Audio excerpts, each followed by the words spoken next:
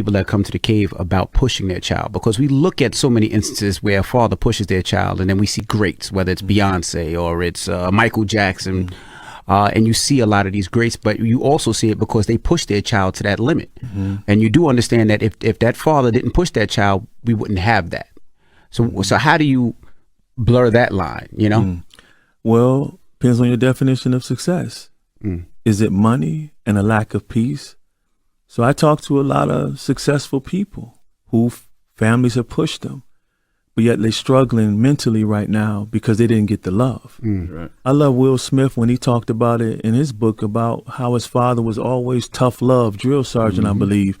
And I tell fathers, there's a time for tough love. It's just not all the time. But at the end of the day, man, I've seen, you know, this drill sergeant mentality destroy boys. And so what typically happens with fathers, we're desiring to do the right thing, but we're parenting from past trauma.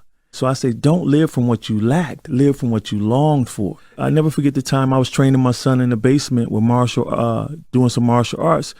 And Charlamagne, he says, Dad, how did you become a great dad when your father wasn't?